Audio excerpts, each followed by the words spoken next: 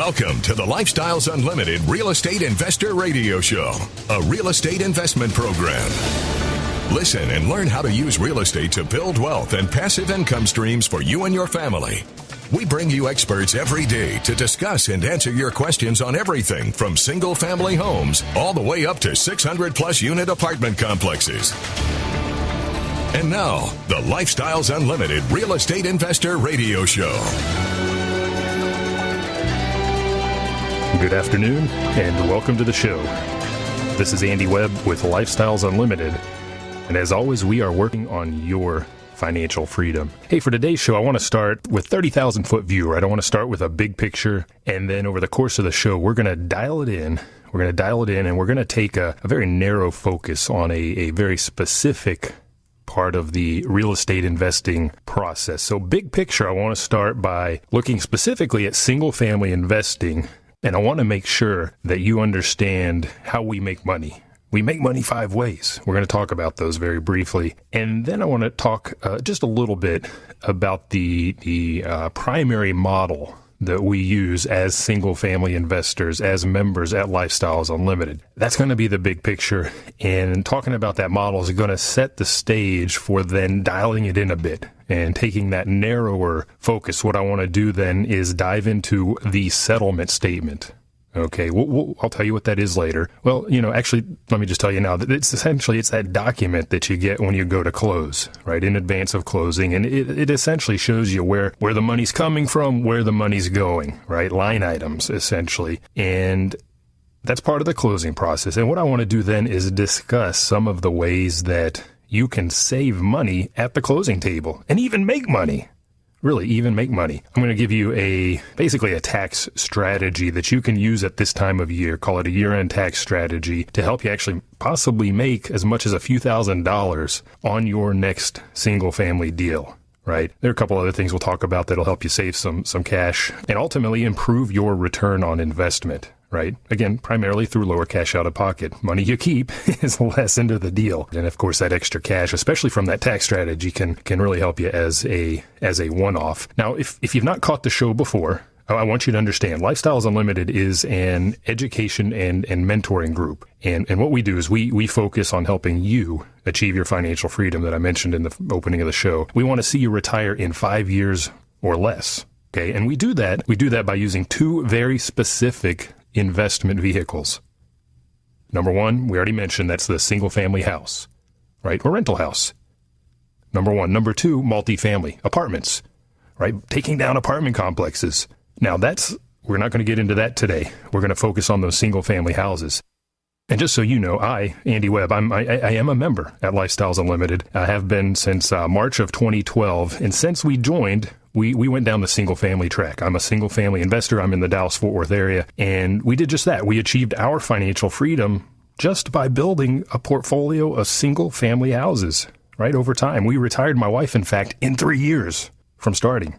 I've downshifted. I do work part-time. I like what I do. I enjoy what I do. So I choose to keep working, but we've built that financial freedom that gives us that peace of mind, especially right now with the chaos going on around us. But we built that portfolio, and that has gotten us to the finish line. In fact, we've just now gotten into our first couple of multifamily deals, passive investors, and we're now looking forward to building that portfolio as well. But again, if you're new to the show, I want you to understand that Lifestyles Unlimited, like I said, we teach you how to invest in single family and in multifamily apartments so that you can achieve your financial freedom as well. Okay. Now, apartments, commercial sounds big, right? Why single family?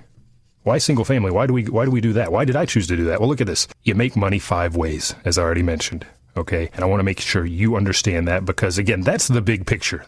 That's the big picture. The things we're doing here, the way that we're making our money through these investment properties, investment houses specifically, they're going to get us to that retirement finish line, and they're going to help us build wealth. So number 1, the primary way that we're going to make money is through the monthly cash flow. Okay. When you're looking at a deal, it has to cash flow. If it doesn't cash flow, don't do the deal. Okay. And cash flow, what do I mean? Well, we're collecting a rent every month from our resident. Okay, we're paying the principal and interest, the mortgage. We're paying the taxes. We're paying the insurance. Right? At the end of the day, after we pay our expenses, we've got some net cash flow that's going into our pocket. One house could be anywhere from $200, $300, $400, $500 a month. And as you build that portfolio like we did, you get to house number 5 or 6, suddenly you're bringing in $2,500, $3,000 a month, and it's replaced your part of your income, maybe your spouse's income, maybe it's covered some or all of your expenses. That is the financial freedom. That comes from the monthly cash flow. Very important. There are 4 other ways, though. 4 other ways. Next one is equity capture, right? We follow a specific model at Lifestyles Unlimited, and we know how to buy right. One of Del Walmsley. Del Walmsley founded Lifestyles Unlimited back in 1990. One of his rules of investing is it must cash flow. We already talked about that. Another rule of investing, don't lose money. And we make sure we don't lose money by buying right.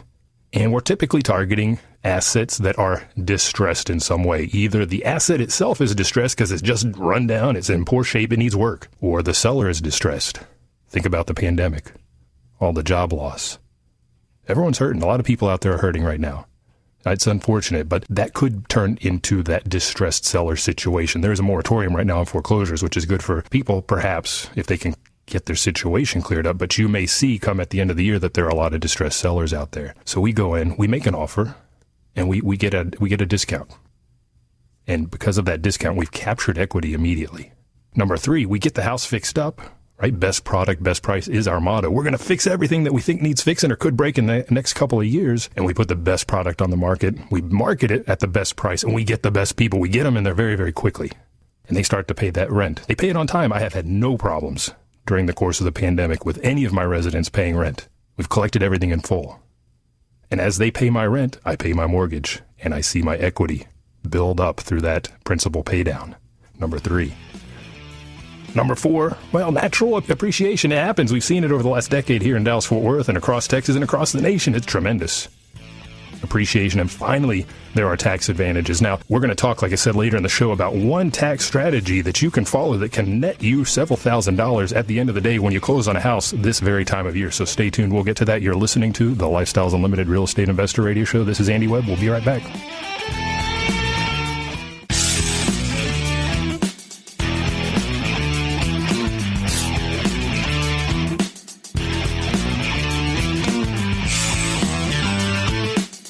Welcome back to the Lifestyles Unlimited Real Estate Investor Radio Show. It's time to turn up the volume and fine-tune your passive income plan so you can create the lifestyle you've always wanted. Welcome back to the show. This is Andy Webb, and on today's show, we've started big picture, right? In the first segment, we looked at the big picture as real estate investors, specifically single-family investors. At Lifestyles Unlimited, we invest in 2 vehicles, either the single-family, the houses that we're renting out, or multifamily, commercial, and apartments, really. And we're going to focus today on the single family. And big picture wise, I wanted you to understand the 5 ways that we make money. We talked through those. Now, if you have any questions, if you want to follow up on that, let me tell you, go check out freeworkshoplivestream.com. We conduct a free workshop live online. I attended one of these live in person years ago, but we're doing those online at the moment. And you can register, you can attend. It's about an hour and a half from the comfort of your home in your pajamas and learn more. Learn more about those 5 ways, learn more about the model. But that's freeworkshoplivestream.com. And we've got a number of those still coming up this year. I'm telling you, get in there, get it done, hit the ground running in 2021. The most common regret that I hear from other investors is that they did not start sooner. My regret as well.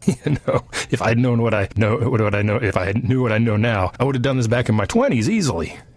So get started. That's freeworkshoplivestream.com. So we looked big picture at the ways we make money on our single family houses. Now I'm going to take a step closer to the process. We're going to talk about our buying model, the one that we use predominantly as Lifestyles members as when we take down a single family house. And then we're going to dial it in, like I said, to a narrower focus and look at that settlement statement and some ways that you can save some money there, or even make some money, thousands of dollars potentially. Now, if you do have questions today, the number here in the studio, it's 855-497-4335. Again, 855-497-4335, or send me an email if you have questions on this topic or anything else. That is askandy@luinc.com.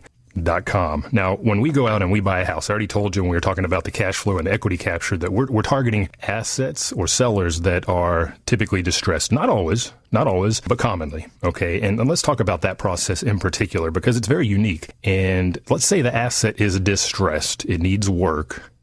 and sometimes significant work such that it can never qualify for conventional loans. Fannie Mae simply will not touch that house because it's in bad shape. And it doesn't even have to be terribly rough. No carpet in the bedrooms, that may disqualify it. Got a broken window, that may disqualify it. It can be pretty light lift and still be disqualified. And because of that, we need to find an alternative. Or the seller is in a real fast hurry to sell. December 31st, foreclosure moratorium ends. What's going to happen? I don't know. Stay tuned. We'll see. But all of a sudden, a lot of those guys are headed towards the foreclosure sale on the courthouse steps, and they need to sell in a hurry. They don't have time to wait 30, 45 days or longer for that conventional loan to clear. So what do? We buy with hard money because those guys, they can close fast and they don't care about the condition of the property. What happens is we find that house. Let's say it needs work. A lot of work. And we go out there with our general contractor, maybe a few other trades, HVAC, AC guy, and plumber, so on. And we say, okay, what do we need to do? We put together a scope of work based on what we've seen in the neighborhood, those sold comps, other houses that have sold that we want to model because we want to get the value that we see with those houses, with their sales, as well as the lease comps, right? We want to make sure we're in line with what's leasing in the area because the target here now then, once we're done fixing it up, is to rent it out. So we're going to get that scope of work together. We're going to submit that to our hard money lender. Why is it called a hard money lender? Is the process difficult? No, it's very easy. And it's backed by a hard asset. It is secured. That loan is secured with a hard asset. Therefore, it is hard money. And what that lender is going to do, they're going to get an appraiser. They're going to send them out. They're going to send them with that scope of work, and the appraiser is going to go out there and say, well, they're doing this and that. They're putting in, fixing that foundation, new roof, all cosmetic overhaul, granite countertops where it was Formica, new cabinets, fresh paint, everything else. Based on that, what I'm seeing in the sold comps, this is the value. This is what the value will be when that asset is fully fixed up and ready to go. That hard money lender, this is the cool part. They're going to lend based on that after repair value, that expected value. 70% of that expected value, 75, I've even seen 80, even higher. So that's our loan amount.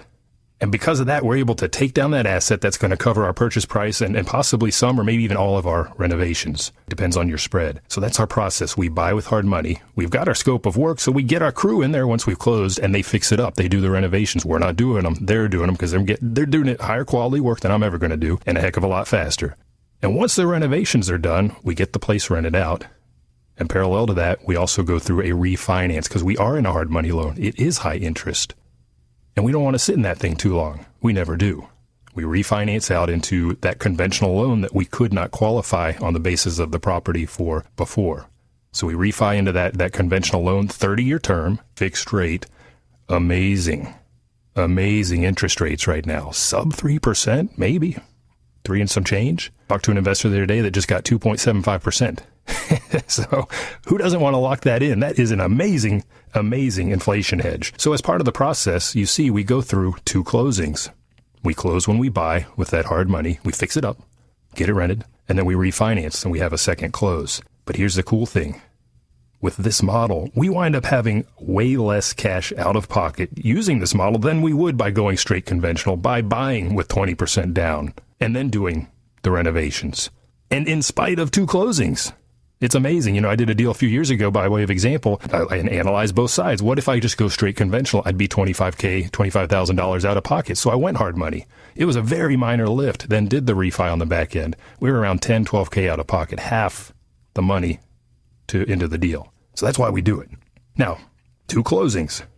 We're going to get to the settlement statement in just a minute because now we're going to have 2 of those things, right? Before we get there, let's talk title. Let's talk title first because most commonly, right, investors are going to close with a title company. Okay, that's who's going to prepare. That's who's going to prepare that settlement statement for you. So you might have the question then naturally, right? Well, which title company should I use? And I'll tell you, there are a lot of them out there. There really are. I've talked to hard money lenders and said, who do you guys see performing best? There's some good ones. There's some bad ones. So how do you figure out who to use? And this is where the savings start to come into play. Now, sometimes you don't have a choice. Over the years, we've bought deals directly from sellers. We've bought deals off of the MLS. We've bought deals from wholesalers. So it depends on where you're sourcing your deals. If you're sourcing from a wholesaler, they probably have a preferred title company that they work with where they've already opened title as soon as they've gotten that house under contract. What is a wholesaler? Let's clarify that real quick. A wholesaler is out there marketing to the broader public.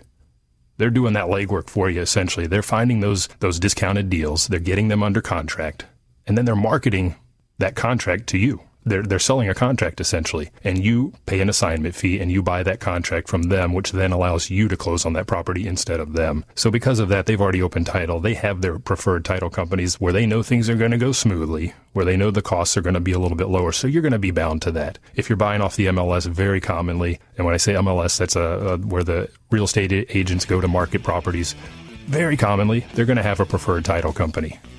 So just use that. You don't want to create rancor by saying, well, I insist on this company over here, especially if you're going to have them paying for any kind of closing costs. Use their company. Now, we're going to head into a break. When we come back, I want to wrap up this conversation on title company. We'll shift gears into looking at ways you can save on the settlement statement. Stay tuned. And now a word on retirement from Del Walmsley. The average person thought they'd retire at 59 and a half, 60, then they said 64, then it was 65, then it was 66, then all of a sudden they jump right to 70. 70 is the new 59, 70 is the new 64, then it was, hey, most people are going to work all the way into their 80s. Do you really want to work in your 80s? Or would you like to retire in 5 years or less? Find out how on Lifestyles Unlimited's live online free workshop. Register at lifestylesunlimitedworkshop.com.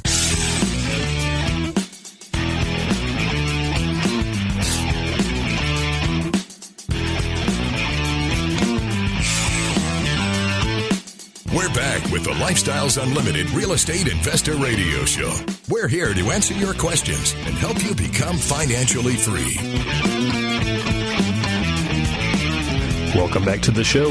This is Andy Webb, and today we are slowly dialing in, getting closer to our target, which is that closing document, that settlement statement. And I want to give you a few ways you can save money by way of your closing process. And not just save money, but you can make some money if you do things right. And in the earlier segment, we looked at kind of bigger picture stuff, 5 ways we make money on our single family houses, on our single family rentals. I want you to understand that because that's really the driver. That's going to get you to your financial freedom. The stuff we're talking about today, it's fine tuning later. We'll talk about, but that bigger picture stuff, you got to get that. And if you want more, if you want to learn more, go to freeworkshoplivestream.com. We do our free workshops live online. It's about an hour and a half. It is free. We've got a few more in December. So get to one of those, get the bigger picture. And there are other topics, of course, that they'll get into, a few case studies around both, not just single family, but multifamily investing as well. Now, if you've got questions for me today, the number here in the studio, it's 855-497-4335, or send me an email to askandy@luinc.com. I like to address those on the show when I can, of course. If not, I'll take those off air as well, obviously. Now, we're talking about title companies because as you get closer to closing, as we dial in our show today and get a little bit narrower in scope, well, that takes us to the closing table, and that's going to happen, should happen at a title company. Now, I know some yahoos out there that are like, the heck with that. I'm confident. I've been doing this for long enough. I'm going to go close at the Burger King. I'm going to get a mobile notary. I don't need title insurance. I'm just going to do it this way and save a couple bucks. Be careful. Don't jump over $1, to save a nickel. There are things that can bite you. Okay, we're going to talk about that. So as far as using a title company, who should that be? Sometimes you're required to use who the wholesaler. We talked about a wholesaler in the prior segment, who they have on their contract. Somebody that they've used. Wholesalers typically are doing volume, so they're going to have a preferred title company. You're going to run with that. If you're picking up a deal off the MLS, something a realtor has listed, they don't always, but commonly will have a preferred title company. Just run with that. If they don't have one and you have your preferred, use that one, obviously. Now, personally, when we do a deal directly with a seller, not through a wholesaler, not through one of the Lifestyles Realty team, we always offer to pay the standard closing costs. So guess what? I want to use my preferred title company because we have a relationship. They're part of our team and they give us a great deal. So that's one way you can save money on the closing process, is by establishing that relationship, building that team, getting that title company on your team. And I know for sure, I'm in Dallas-Fort Worth. If you are a member at Lifestyles and you go out to the vendor hub, I know there is a title company out there. Check them out. If you're not a member, I'll tell you a little bit later how you can become a member and have access to that vendor hub. But that's one way to start. Now, what kind of fees and charges? That's probably a driver, part of the decision-making process in choosing a title company. Now, first and foremost, understand that in Texas, one of the big-ticket items that you're going to see on that settlement statement is the title insurance itself, and that is a fixed rate. It's going to be the same for every title company out there. It's set by the state of Texas. It is a percentage of the purchase price or the loan amount. Normally, you're going to have title insurance for each of those. You, the buyer, want a title insurance on your purchase for the purchase price, and that lender is going to require it. Okay, whether you're closing on the house with hard money or through a conventional loan, you're going to have to get title insurance for that loan amount. So don't worry about that. It's standard. Now, escrow fees, that can vary widely. Ask the question, what's it going to cost? I have seen a couple $100. I have seen $1,000 per side when it's a lawyer, typically. We bought a house out of divorce, had to use that lawyer. It was expensive. We paid both sides, but we got a great deal either way. But ask that question for your ongoing team, your ongoing title company. What about a mobile notary? What's that going to cost you? Is that covered out of that escrow fee that you're paying? Right? The escrow fee is what you pay to the title company for their handling of the closing. And each side typically pays that. You buyer pay that, seller pays that. Sometimes I offer to pay both, like I said. Sometimes in a normal real estate, retail, non-investment transaction, the seller in a buyer's market will offer to pay that. We're in more of a seller's market now, so you, the buyer, may want to do that. So give that some thought as well. But know what those fees are going to be. There are a lot of other fees that you're going to see on a settlement statement, flood certificate, sundry, the cost of the lawyer, any sort of, any number of affidavits that may be part of that settlement. Those are going to be fairly standard. So don't worry so much about that. It's that escrow fee that you want to focus on. And those are negotiable. Okay. And like I said, look for volume discounts. Let them know, hey, I'm an investor. I'm a member of Lifestyles Unlimited. I'm planning my goal is to buy this many houses this year. What sort of closing cost or sort of escrow fees can I expect? Now, I do get the occasional question, should I even get title insurance? Absolutely. Like I said, don't jump over that dollar to save a nickel. It's imperative. It's a great way to protect yourself from financial loss, essentially, as well as any kind of associated legal expenses that might come up. Let's say if there's what they call a defect in title. Title company does their research. They're into preventative insurance, making sure everything checks out before you get to the closing table. What if they missed something? Well, now they're on the hook for it because you have title insurance. You want to get that. Imagine buying a house and putting $20,000, $30,000, $40,000 into rehab, and then maybe not even the seller comes up to you, but the seller before that, there was a defect in title. The chain of title is broken. What's going to happen? What do? You lean on your title company, right? You put all this money into this house. You want to make sure you hang on to it, right? The one and only time that I personally have used the title insurance is because the title company missed one of the prior year's tax payments that the deceased, as it were, naturally had not paid. I bought with hard money in April, did my renovations, got the family in there, the residents, and when I went to pay the taxes January of the following year, because I push that off as long as I can typically, I noticed, whoa, there's a couple $1,000s worth of taxes from 2 years ago. I just took that to the title company. They said, oh, I'm sorry, our mistake. They cut a check. That was resolved. It saved me, I think it was like $3,500, a lot of money, right? Just due to their mistake. So get that title insurance. If we had not had that, who's on the hook? I'm on the hook. So what is a settlement statement? So I mentioned that a couple times. We're getting closer. We're drilling down a little bit more. And depending on how long, if you've invested in the past, you may have seen these. If you bought your own house in the past, you may have seen these. So when you get to the closing table, actually prior to getting to the closing table, you should see a settlement statement that outlines all of the monies that are exchanging hands, monies that you're bringing to the table, the loan, any cash out of pocket, any property taxes to be paid, what the seller's receiving. Are they bringing anything to the table? Seller's concessions, etc., commission to the realtor, that assignment fee for the wholesaler. If you bought from a wholesaler, that will be a line item on there as well. Way back, I say way back, going back 5 years now, we used to exclusively see what was called the HUD-1. Well, if you think even farther back, 2010, what happened then? Dodd-Frank bill was passed. What was it called? The full name was something like Wall Street Reform and Consumer Protection Act of 2010. Well, as part of that act, it was required that lenders, retail lenders more so, shift to now what is called a closing disclosure. It looks a little bit different. Okay, among other things, you have to receive that in your hands 3 days before closing. I told you sometimes we're moving so fast because of the distressed seller. We got to close fast. I've gotten the HUD-1, as it were, the settlement statement, an hour or two before closing. We're finalizing everything very, very fast. Now, because of that, and because hard money is not regulated, they still use the HUD-1. It's a lot simpler. It's 2 pages. It doesn't have a lot of fluff. If I look now at what's now called the closing disclosure, when you go to your refi side, you're going to get that closing disclosure. They're required to use that. It's 5 pages. It's got a lot of consumer type information. Hey, your total amount of interest paid over the life of this loan is going to cost you this much. If you hold the loan this long, it's going to cost you this much. Your loan amount, your interest rate. Well, of course, I appreciate knowing that. I know what that is. My monthly principal and interest, I know what that is. What is my escrow expected to be for taxes and insurance? By the way, I don't escrow. Doesn't matter. Very important piece of information that is on here and that you always want to look for. Is there a prepayment penalty? No. Is there a balloon payment because we're doing 30-year fixed? No. But other than that, the information, the line items are essentially the same. They're just bucketed. They're just bucketed a little bit differently. Now, when we come back, let's talk about saving money as part of the closing process. Stay tuned. One of the things I'd like to get across is that your whole life you wanted to make a change, right?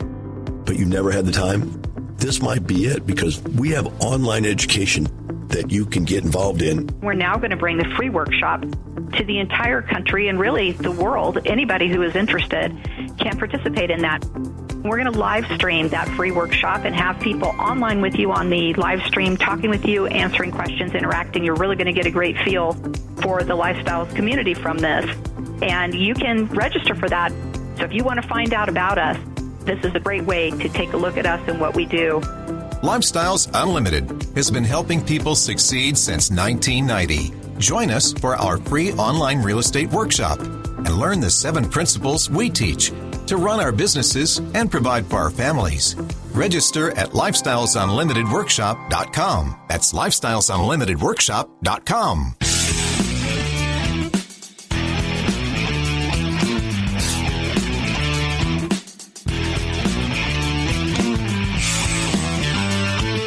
Welcome back to the Lifestyles Unlimited Real Estate Investor Radio Show. Now, let's get back to your map to financial freedom.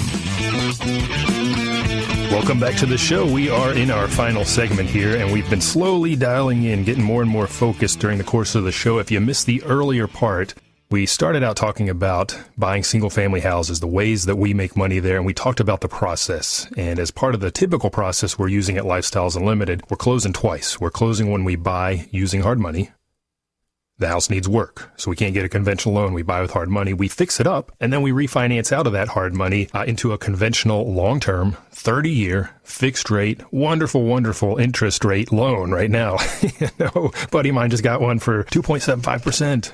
I mean, it's amazing out there right now. Great time to be investing. And because of the process, we're closing twice. We close once on hard money. We close again then when we do our refi. And I was just telling you ahead of the break about the settlement statement that you'll get as part of the closing process, normally ahead of the process. In fact, in some cases, it has to be 3 days ahead. If you're buying with hard money, they're not regulated in the same way that the Fannie Mae lenders are. They will typically use the HUD-1. It's my preferred statement as well. It's simpler. It's just line items. I can read it. It's easy to read. It's easy to compare. Now, when you go to refi, that is a federally regulated part of the process with that retail lender, with Fannie Mae or Freddie Mac-backed lenders, and they're going to use what's called a closing disclosure. They're both settlement statements. They look a little bit different. That came out of the Dodd-Frank Act. And it requires, among other things, that you have that in your hands 3 days before you close. That already slows the process down, doesn't it? It's got a lot of fluffy information in there to help you, the quote-unquote consumer, but we as investors, we're a little bit more savvy. I gloss through that. I look at the key items that I need to see, but the nuts and bolts of it are the same. The line items will be bucketed a little bit differently, but you're going to see the escrow fee, for example. And I would encourage you, one place to start saving money in advance of closing is to, if you've done any deals at all, go back and look at each of those closing statements and see what was the escrow fee. On the last deal I did, I see here that I paid $150 escrow fee to this company on the hard money closing, and then $200 as part of the refi close. Now we're using repeat business here, of course, so you're closing with a lawyer, it's going to be a lot higher. When we've done that as well, when we've done divorce deals, they flow through the divorce court and attorneys, of course, that does tend to cost a little bit more. Now, if you've got any questions on this topic or anything we've talked about today, send me an email, askandy@luinc.com. escrowfees.com. So you can save money by reviewing those escrow fees, asking in advance, what's it going to cost me? Now, question I got, and actually what triggered this whole show was somebody asked me, should I get a survey? The seller has one. I was curious, so I went back and started flipping through some of my settlement statements to see, what have I been paying for a survey? Here's the thing. Should you get a survey? Well, if you're following our model, at some point you are going to have to get one. The hard money lender probably won't require that, but when you get to the closing for that refinance, right, that Fannie Mae or Freddie Mac-backed loan, it's conforming. It has to have certain things about it. It has to have a survey. So you're going to have to get it at a minimum then. Now, here's where you save yourself some money. Ask a very simple question. Seller or seller's realtor, do you have a survey? In this case, my buddy was saying, well, seller has a survey. Do I need to get a new one? No, you don't need to.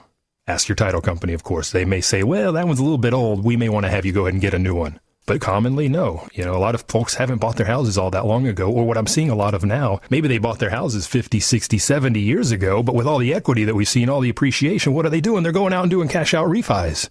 Last house we bought, they had done a cash out refi 8 years ago and were required to get a survey. They gave me that survey.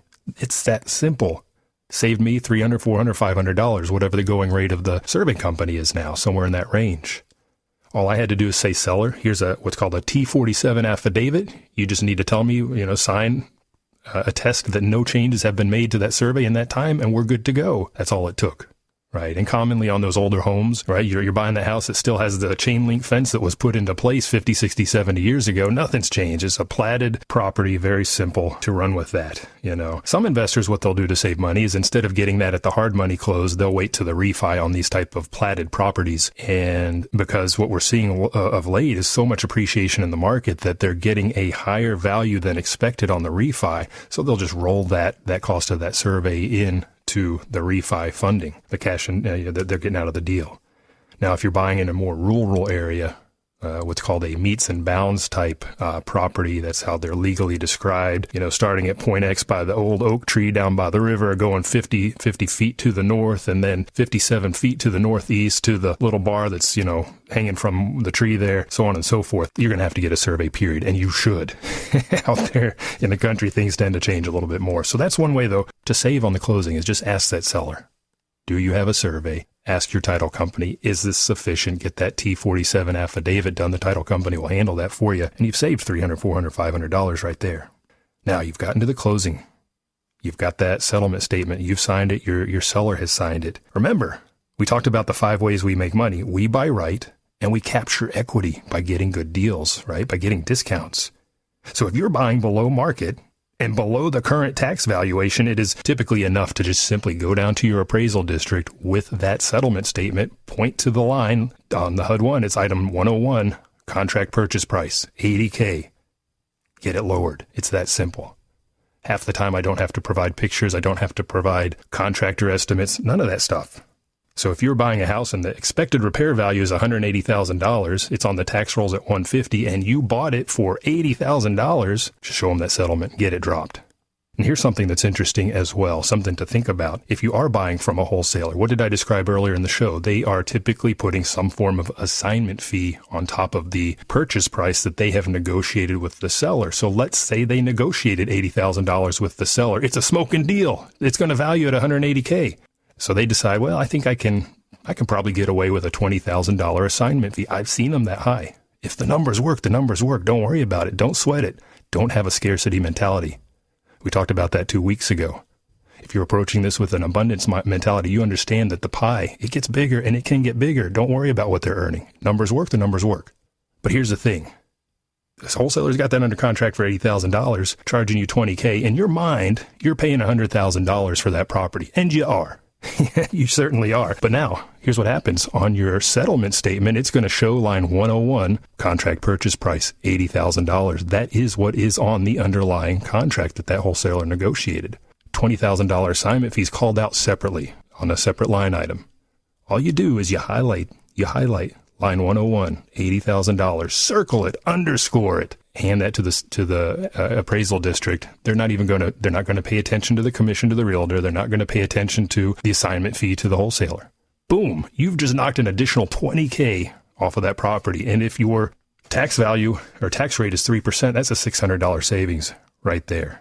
Now let's take it one step further. If you're closing right now at the end of the year, let's talk about a year-end strategy for money to save. Again, you bought that house for $80K prior to the assignment fee. Needs a lot of work. Market value is around $180K. Tax rolls has it at $150. You've got it at a significant discount. Look up Section 25.25D of the Texas Code. It allows you to protest at any time outside of the protest window if that property is considered overvalued by 1/3 of the correct value. In this case, the correct value is your purchase price of $80K, and you're definitely overvalued on the tax rolls. So you go down there. You protest. Now, here's the thing. You go to the closing table with your title company anytime after October onward. They're going to collect from the seller and they're going to collect from the buyer the monies that are needed to pay the property taxes for you. They pay that on your behalf. Earlier in the year, it doesn't happen. You'll get a credit from the seller. October onward, that title company will take that money and they will send that to the tax assessor. And that's good for you. Let's say you closed on December 1st.